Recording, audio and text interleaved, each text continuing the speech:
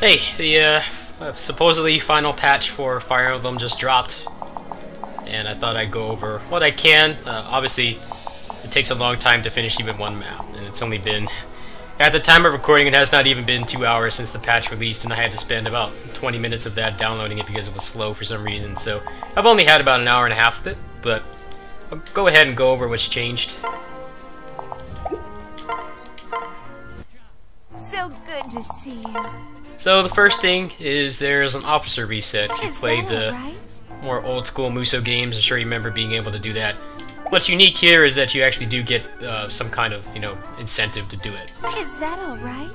So it says here, all crests will be the crest will not be lost. So you won't have to go grind out master seals again, which obviously is not really something you can do because those are in, finite supply. And you'll get a bunch of that character's materials. So depending on how difficult it is to grind that specific character, it can actually be pretty nice. It costs 1,000,000 gold, so you can't completely abuse it. If you're one of the more hardcore players who has played this for way longer than I have, you can probably still abuse it. But if you can't, then it is kind of a hefty cost.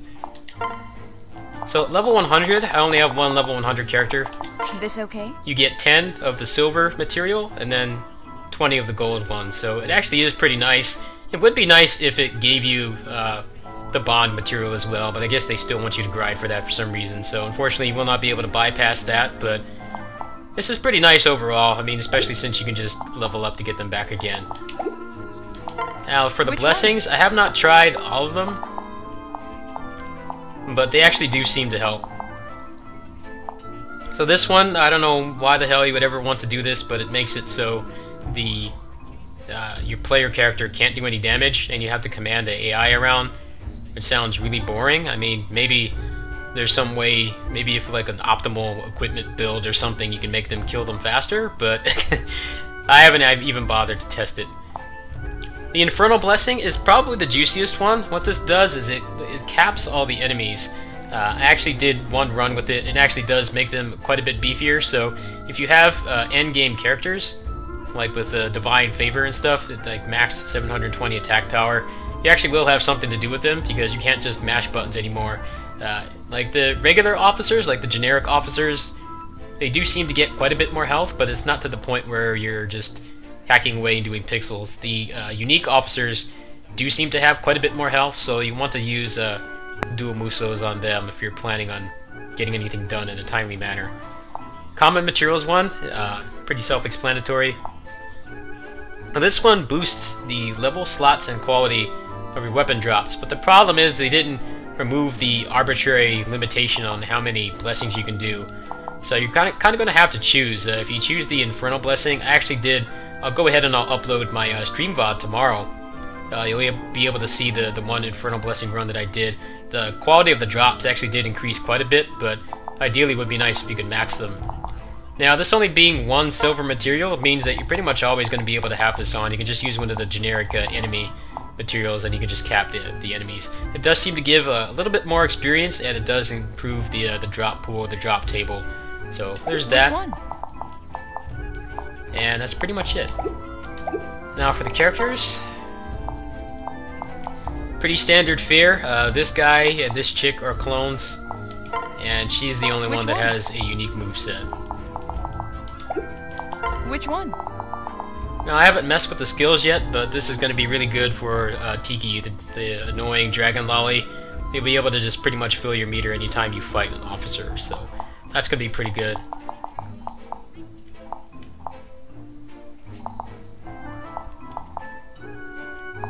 So you're going to need quite a bit of these materials to get her up to snuff, but thanks to the new item that they added, the new skill they added, you can put 720 attack power on anything. So if you don't want to do the grind, you can go that route. You can see it's probably going to take quite a while to get the opus for her weapons, so I might just go ahead and do that so I can push out a gameplay video in the next couple days.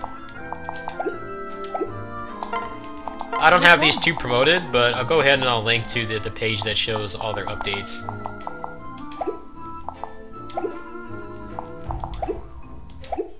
I'll go ahead and I'll show the patch notes here really quick. How's this? Fire Emblem Warriors. Oops. Fire Emblem Warriors. Choose your save data. Fire Emblem Warriors. I don't know how to do it. I'm just gonna go ahead and link to it. Anyway, it's a pretty good patch. I would say that it does make the game quite a bit better. I feel like they should have just made it so that you could use more than one blessing. That would greatly reduce the grind, because the grind in this can be a little bit overwhelming. I still haven't even finished half of the history mode maps, and I kind of haven't wanted to, because I want to make sure I optimize all my characters and then get all the other stuff, because all those things do dilute the drop pool. Kind of like DFO. You know, DFO, they all complain that a new character dilutes the drop pool. In that game, it like barely makes a difference. But I think it's a good patch overall. I did try the Infernal Blessing. I did try the new character. I tried some of the other blessings as well. They actually do make a pretty significant difference. There are actually some other battle conditions as well. I think I have one of them here.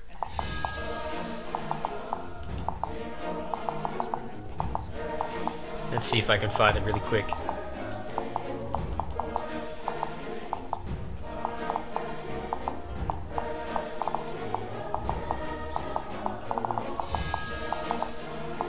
There's this one, which I don't quite know yet.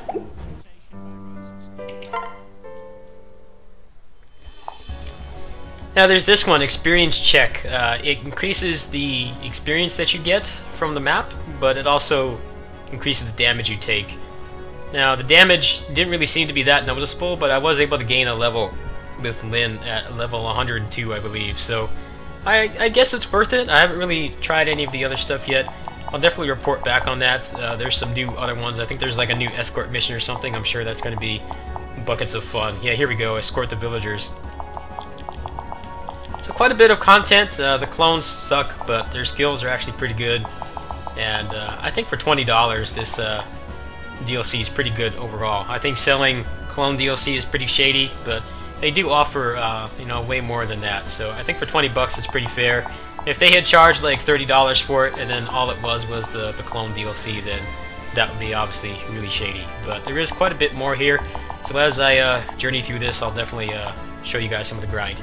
Anyway, that's my little overview for patch 1.5.0 of Fire Emblem Muso, and I'll catch you guys tomorrow. Peace.